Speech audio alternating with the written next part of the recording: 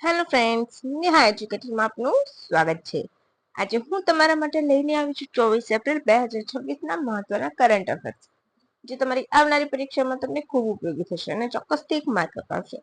પરંતુ એ પહેલા વિડીયોને લાઇક કરી દેજો, વિડીયોની લિંક તમારા મિત્રો સાથે શેર કરી દેજો અને જો તમે આ ચેનલ ઉપર નવા હોય તો તમે ચેનલને સબસ્ક્રાઇબ કરવાનું ભૂલતા નહીં.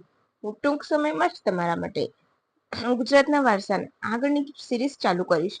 જો તમે પ્રીવિયસ ભૂગોળ અને હિસ્ટ્રી જોયું હોય, તમારે ચાલુ રાખવું હોય તો મને કમેન્ટ બોક્સમાં કમેન્ટ કરજો. નહીતર હું એ સિરીઝ નથી વધારવાની આગળ, કારણ કે કેમ તો હું મહેનત કરું છું પણ મને સામે એવું મળી નથી રહ્યું, રાઈટ? કારણ કે એક પાઠમાંથી 50 પ્રશ્ન અને એમાં પણ ઓપ્શનમાં પણ બધું સેટ કરવું એ ખૂબ અઘરું હોય છે. પરંતુ કદાચ તમને મોટા ક્લાસ વાળાનું મોટું મોટું જ ગમતું હોય છે, એ તમને ટાઈમ વેસ્ટ કરે છે, તમને વધારે ગમતું હોય છે, તો કદાચ તમે ત્યાં જઈ શકો છો. પરંતુ જો એક કે બે જણા પણ મને કમેન્ટ કરીને કહેશે ને કે મારે જોઈએ છે મેમ, તો હું ચોક્કસથી તમારા માટે પણ મહેનત કરીશ, રાઈટ? ચાલો આજનો આપણો પ્રથમ પ્રશ્ન તરફ આગળ વધીશું. તાજેતરમાં કયા રાજ્યની હાઈકોર્ટ દ્વારા menstrual hygiene and leave bill લાગુ કરવાનો આદેશ આપી દીધો છે? Option A Gujarat, option B Rajasthan, option C Karnataka કે ઓપ્શન ડી એક પણ નહીં. બોલો.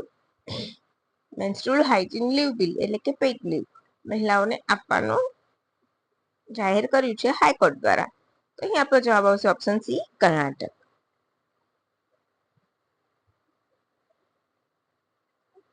ડન. હવે હાલમાં કર્ણાટક હાઈકોર્ટ દ્વારા સંગઠિત અને અસંગઠિત બંને ક્ષેત્રોમાં મહિલાઓને પીરિયડ લીવ્સ આપવાની મંજૂરી આપે છે. મહિનામાં અને વર્ષમાં બહાર નહીં, પણ 12 થી વધુ નહીં. મહિનામાં એક અને આખા વર્ષની 12 થી વધુ ન હોવી જોઈએ, બરાબર? કર્ણાટક હાઈકોર્ટ મુજબ આ કોઈ સુવિધા નથી, પરંતુ માસિક એ આરોગ્ય સાથે જોડાયેલું છે અને આર્ટિકલ 21 હેઠળ જીવન અને ગૌરવ હેઠળ મૂકવામાં આવ્યું છે. હવે કેમ અસ્તિત્વમાં આવ્યું હતું આ બિલ? તો doctor Jaya Thakor versus union of India 2026 સાથે મેળ ખાય છે. માસિક ને આરોગ્ય સાથે જોડવામાં આવ્યું છે. તો શું બીજા દેશોમાં આવી સુવિધા છે? તો યસ, સોવિયત સંઘમાં પીરિયડ લીવ માટે 1922 થી જ અસ્તિત્વમાં છે. જાપાનમાં 1947 થી. આ સિવાય ઇન્ડોનેશિયા, સાઉથ કોરિયા, વિયેતનામ જેવા દેશોમાં પણ પીરિયડ લીવ્સ આપવામાં આવે છે. મહિલાઓને પીરિયડ લીવ્સ આપવામાં આવે છે, બરાબર છે? હવે આગળનો પ્રશ્ન. પીએમજીએસવાય પ્રધાનમંત્રી ગ્રામ સડક યોજના 3 યોજનાની સમય મર્યાદા ક્યાં સુધી વધારવામાં આવી છે? ઓપ્શન એ તમારે મને એ કહેવાનું છે પ્રથમ યોજના ક્યારે શરૂ કરવામાં આવી હતી. Option A 2026, option B 2027, option D 2028, option D 2029. પ્રધાનમંત્રી ગ્રામ સડક યોજનાને ક્યાં સુધી વધારવામાં આવી છે? તો એને વધારવામાં આવી છે ઓપ્શન ડી સી 2028 સુધી. જે 25 હતું એનું વધારો કરીને 2028 સુધી લંબાવી દેવામાં આવી છે. નરેન્દ્ર મોદીની અધ્યક્ષતામાં કેન્દ્રીય મંત્રીમંડળમાં આ નિર્ણય લેવામાં આવ્યો છે. ટોટલ બજેટ 83,977 કરોડ ફાળવવામાં આવ્યું છે અને મેદાની વિસ્તારોમાં રોડ પુલ કામ 2028 સુધી અને પહાડી વિસ્તારોમાં 2029 સુધી પૂર્ણ કરવાનું રહેશે, રાઈટ? 161 પુલ બનાવવામાં આવશે અને એની પાછળ કેટલા 961 કરોડ ખર્ચવામાં આવશે. અને ટોટલ યાદ રાખજો કે 2028 સુધી, બરાબર છે? ચાલુ રાખવાની રહેશે. એનાથી શું થશે? તો ગ્રામ્ય વિસ્તારોમાં કનેક્ટિવિટી મળશે, મુસાફરીનો સમય ને ખર્ચ ઓછો થઈ જશે, શિક્ષણ આરોગ્ય સેવાઓમાં પણ પહોંચ સરળ બનશે, કૃષિ વેપારની વૃદ્ધિ થશે. કેમ? તો રસ્તાઓ સારા હોય તો ફટાફટ ત્યાં રીચ મીન્સ કે પહોંચી શકાય છે, એટલા માટે, રાઈટ? આ તમારું પ્રૂફ. હું તમને કોઈ પણ પ્રૂફ વગર નથી આપતી. તમને ખબર છે ને કે હું ટ્વિટર ઉપર એટલે કે એક્સ ઉપર પીઆઈબી ને ફોલો કરું છું. પીઆઈબી 3 ભાષામાં, ગુજરાતી, હિન્દી, ઇંગ્લિશ, એ ત્રણેયમાં મને અવેલેબલ મળે છે, રાઈટ? તો એમાં બધામાં ઘણી વખત અલગ અલગ આવતું હોય છે, મીન્સ કે ઘણામાં ન્યૂઝ હોય છે ને પેલામાં નથી હોતા. તો હું કવર કરીને તમારા માટે ટ્રાન્સલેટ કરું છું અને પછી અભ્યાસ કરીને ક્વેશ્ચન બનાવું છું. એમાંથી પણ માહિતી તમને આપવાની હોય. આમ પેન પછાડીને જીકે જીકે જીકે આ રહ્યું મારું સ્પેશિયલ જીકે એમ કરીને હું નથી કહેતી. કોઈનું સ્પેશિયલ નથી હોતું. જીકે બનાવેલું હોય છે, કહેલું હોય છે, એને તમને આપે છે અને બધાની પાસે ડેટા ઉપલબ્ધ જ હોય છે, રાઈટ? આ તમારું પ્રૂફ છે, બરાબર? હવે આપણે next question. Antiques and art treasures act 1972 નો મુખ્ય શું છે? એન્ટિક નો સ્પેલિંગ યાદ રાખજો. તો ઐતિહાસિક સ્મારકો શોધવા, પ્રાચીન વસ્તુની ચોરી અટકાવવી, ઐતિહાસિક સ્મારકો વિશે માહિતી આપવી, કે પછી એક પણ નહીં, કાં તો તમને ઉપરના બધા પણ પૂછી શકે છે. બોલો. ખૂબ ચર્ચામાં છે અત્યારે હેરિટેજ પ્લેસ ને બધું, તો આ તમારે યાદ રાખવાનું છે.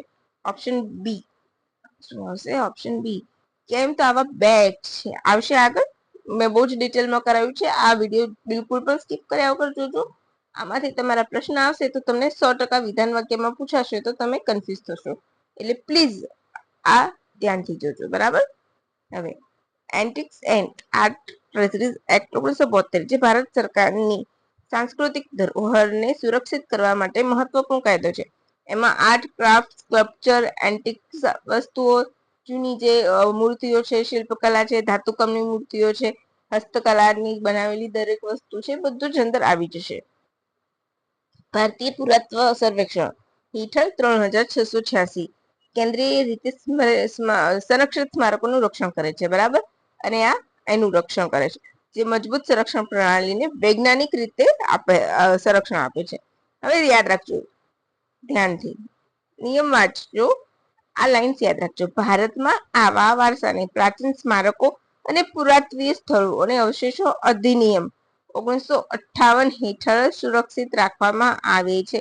એટલે કે જૂની ઐતિહાસિક વસ્તુને કયા ધારા હેઠળ સુરક્ષિત રખાય છે? 1958.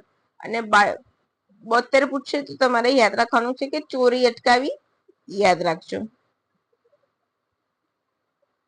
પછી શું કરે છે? સરકારને 58 હેઠળ સુરક્ષિત રાખે છે. એએસઆઈ શું કરે છે? ભારતીય પુરાતત્વ સર્વેક્ષણ દ્વારા સ્મારકોને સંરક્ષિત જાહેર કરે છે. આસપાસના વિસ્તારોનું બાંધકામનું નિયમન કરવા માટે અને સંરક્ષણની ખાતરી કરવા માટેની સત્તા આપે છે. અહીંયા ત્રણ વસ્તુ તમારી ક્લિયર થાય છે, રાઈટ? આ તમારું પ્રૂફ 1958 આ 1972. હવે આપણે એક વસ્તુ જોઈશું કે આ બંનેમાં 1958 અને 1972 શું ફરક છે.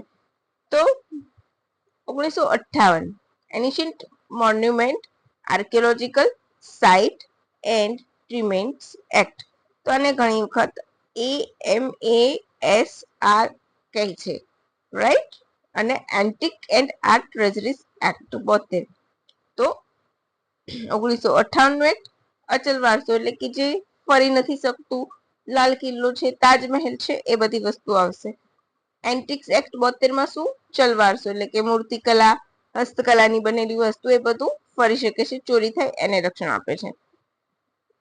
પેલામાં 58 શું આવશે? સંરક્ષણ અને જાળવણી કરે છે.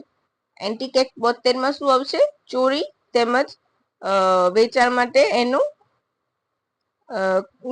કે પછી કમાવાના હેતુથી વેચાણ કરવાની નિકાસને રોકે છે. ગેરકાયદેસર નિકાસ. ઓકે, અહીંયા ગેરકાયદેસર લખવાનું ભૂલી છે, હું કહી દઉં છું. આમાં શું આવશે? 58 મંદિરો, સ્મારકો, ઐતિહાસિક સ્થળ બધું. 1972 એક્ટમાં મૂર્તિ, સિક્કા, આર્ટ એન્ડ ક્રાફ્ટ બધું. જોગવાઈ પ્રોટેક્ટેડ મોન્યુમેન્ટ જાહેર કરવું, કન્સ્ટ્રક્શન કંટ્રોલ કરવો. પેલામાં લાઇસેન્સિંગ કરવું, ટ્રેડ કંટ્રોલ કરવો, એ બધું એમાં આવશે. નિયંત્રણ સ્મારકની આસપાસના બાંધકામ પર 58માં અને વેચાણ અને એક્સપોર્ટ પર 72માં. આ તમને મેં ટેબલ ફોર્મમાં આપ્યું છે અને બિલકુલ કન્ફ્યુઝ ના થતા, બરાબર. પછી 100 મીટરમાં પ્રોહિબિટેડ આપે છે, 200 મીટર રેગ્યુલેટ. પેલામાં એવું કશું નથી હતું, નિકાસ તો ગમે તેટલે દૂર થઈ શકે છે, રાઈટ. અમલ કોણ કરે છે? 58 નો એએસઆઈ અને એનએમએ, અને પેલામાં ફક્ત એએસઆઈ. હવે આપણે જોઈએ આગળ એએસઆઈ અને એનએમએ વિશે પણ મેં માહિતી આપી છે. પ્રાચીન સ્મારકોના સંરક્ષણ અને રક્ષણ અંગે મુખ્ય કાયદાઓ છે. કલમ 49 આપણને યાદ હશે બંધારણની.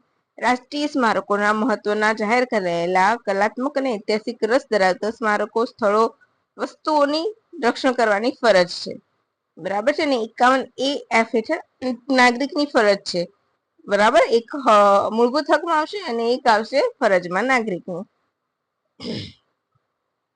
હવે બંધારણની 7મી અનુસૂચિમાં પણ એના વિશે આપેલું છે. તો 3 વસ્તુ તમારે યાદ થઈ ગઈ.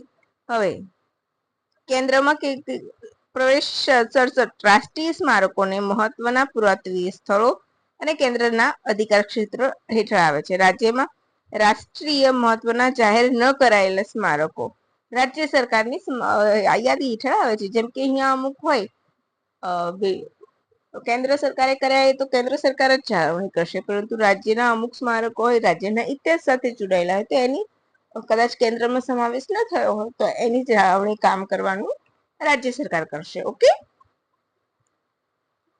પ્રાચીન સ્મારકો તો પુરાતત્વીય સ્થળો અને અવશેષોના સંરક્ષણ માટે રાષ્ટ્રીય નીતિ 2014 અમલમાં છે. આ ભારત સરકારનું એક માળખું છે.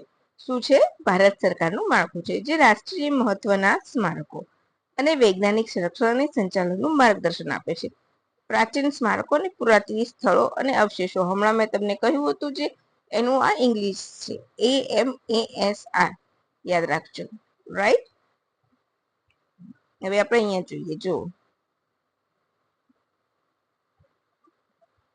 Ancient monument archaeological sites and remains act આનું પૂરું નામ છે અને એના વિશે માહિતી છે.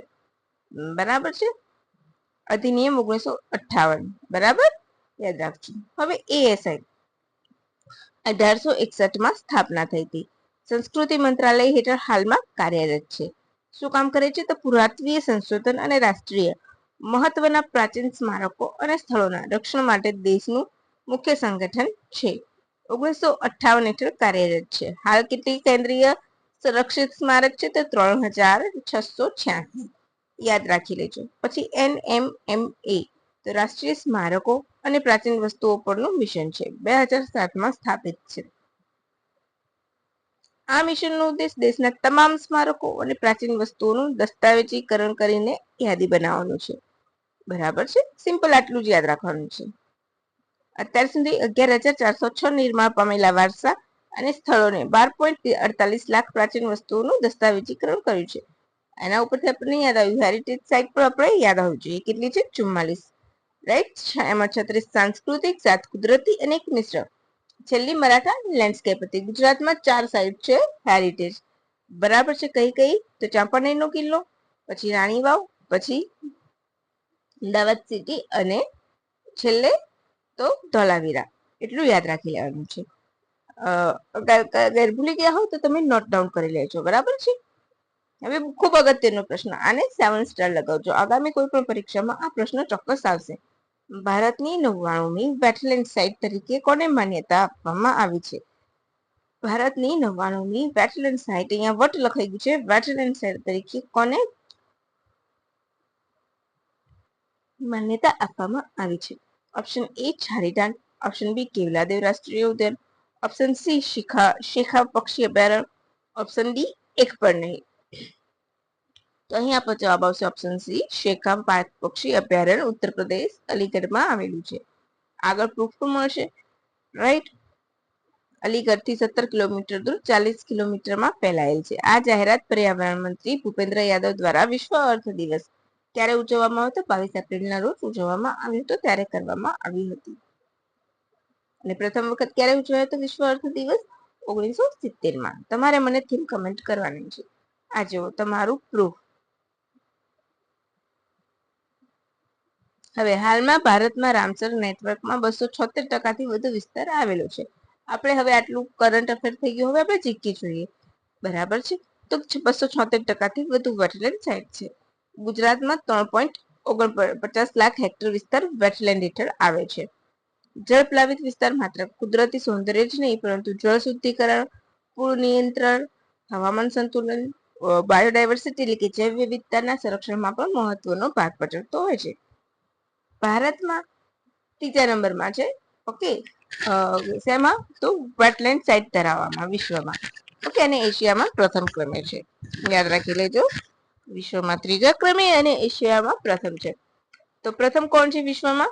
UK, then Mexico and India. તો વર્લ્ડ હેરિટેજ સાઇટમાં બંનેમાં મૂર્ત અને અમૂર્તમાં બંને ક્રમમાં ભારત છઠ્ઠું છે. ક્યારેક તમને વિધાન વાક્ય પૂછે કે ભારતનો ક્રમ છઠ્ઠો છે વર્લ્ડ હેરિટેજ સાઇટ ધરાવવામાં વિશ્વમાં, તો એ વિધાન સાચું થશે. અહીંયા કયો છે? તો ત્રીજો છે. હવે સૌથી વધારે રામસર સાઇટ ક્યાં છે તો તમિલનાડુમાં. યુપીની આ 12મી સાઇટ છે. તમિલનાડુમાં 20 રામસર સાઇટ છે, યાદ રાખજો. ભારતમાં 13,60,805 હેક્ટર એરિયા વેટલેન્ડથી ઘેરાયેલું છે. ભારતનું પ્રથમ વેટલેન્ડ સાઇટ કયું હતું તો ચિલ્કા લેક ઓડિશામાં. અને રાજસ્થાનનું કેવલાદેવ રાષ્ટ્રીય ઉદ્યાન, જે મેં તમને ઓપ્શનમાં એટલા માટે મૂક્યું છે. છારીદંડ તો હમણાં જ ગયા જ વર્ષે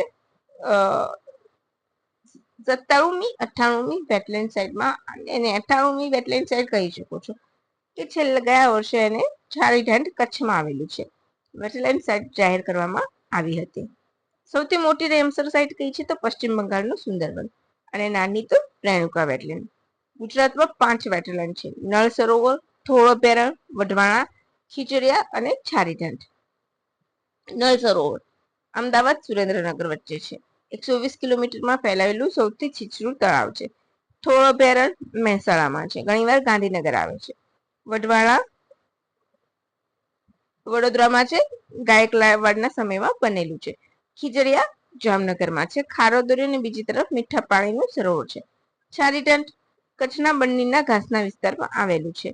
રાઈટ. અહીંયા કુંજ નામનું પક્ષી આવે છે, તે ખૂબ જાણીતું છે. રાઈટ. એ સિવાય છારીદંડ તો અહીંયા દુર્લભ ગુંગર પર થાય છે, બરાબર છે. હવે રામસર, આપણે રામસર એટલે કે વેટલેન્ડ વિશે જોઈશું તો શું છે તો પ્રથમ વખત 2 ફેબ્રુઆરી 1971માં ઈરાનના રામસર નામના સ્થળે વેટલેન્ડનું રક્ષણ કરવામાં આવ્યું હતું, એટલે એને રામસર નામ આપવામાં આવ્યું છે.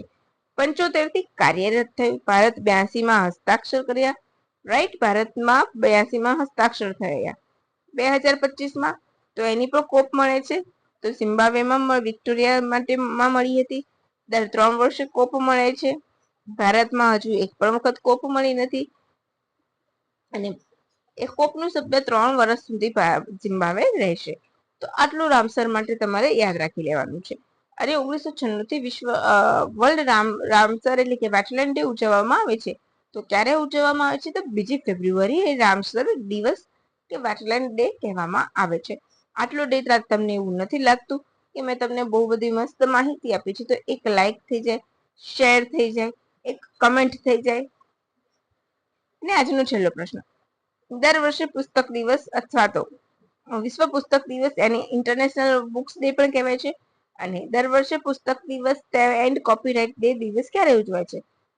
22 એપ્રિલ, 23 એપ્રિલ, 24 એપ્રિલ કે એક પણ નહીં?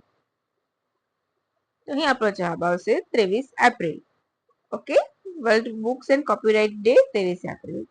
મહાન લેખક અંગ્રેજીના શેક્સપિયર, પ્રોનાઉન્સ સરખું કરવું જોઈએ આપણે, બરાબર છે. શેક્સપિયરનો જન્મ ના યાદમાં ઉજવવામાં આવે છે. 22 એપ્રિલ શું તો વર્લ્ડ વોટર ડે. 24 એપ્રિલ એટલે કે આજે પંચાયતી રાજ દિવસ છે, યાદ રાખજો. ખૂબ અગત્યનો દિવસ છે આપણા માટે. હવે આપણે વિશ્વ પુસ્તક દિવસ વિશે માહિતી જોઈએ. તો યુનેસ્કો દ્વારા ઉજવાય છે, 1995 થી ઉજવાય છે. હેતુ શું છે તો વાંચનને મહત્વ આપવું, કોપીરાઇટની સુરક્ષા કરવી અને લેખકોને સન્માન આપવા માટે.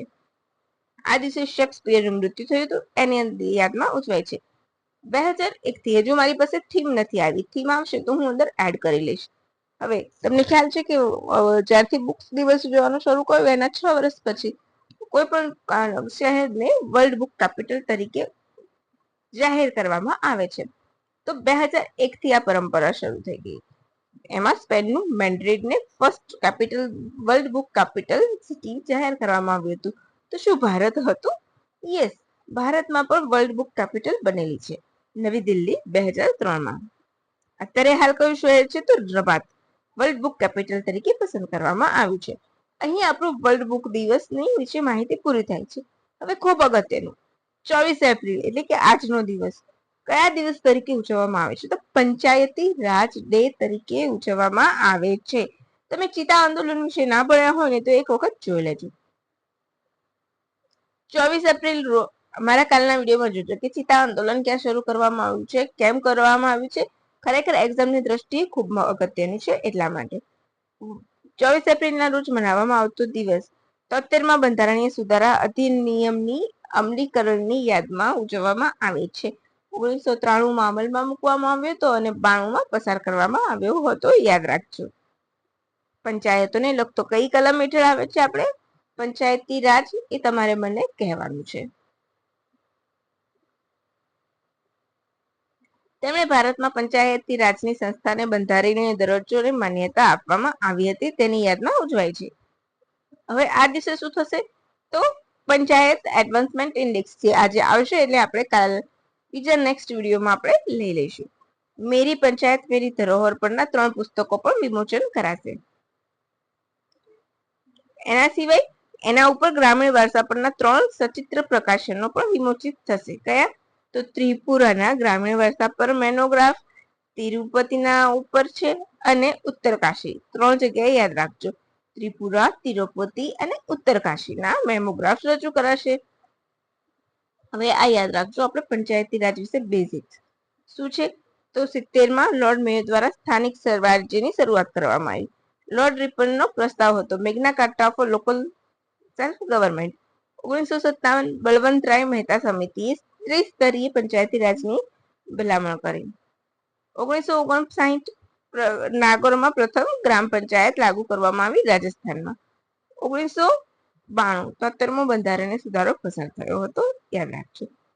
એ સિવાય કઈ સમિતિ બની હતી? તો અશોક મહેતા સમિતિ. 1970 1985 જી.કે. રાવ સમિતિ અને 1986માં એલ.એમ. સંઘવી સમિતિ બની હતી. તો આટલી માહિતી તમારે યાદ રાખવાની છે અને તમારે આ માહિતી તમારા વિડીયોની માહિતી તમારા મિત્રો સાથે શેર કરવાની છે. એના માટે વિડીયોની લિંક તમારે મિત્રો સાથે શેર કરવી પડશે. ને હા, વિડીયોની પીડીએફ ડાઉનલોડ કરવાનું ભૂલતા નહીં, એ તમને મળી જશે. તો ચાલો ફ્રેન્ડ્સ, હવે રજા લઈશું. ફરી નવી માહિતી સાથે ફરીથી મળીશું. By friends, and thank you for watching my video.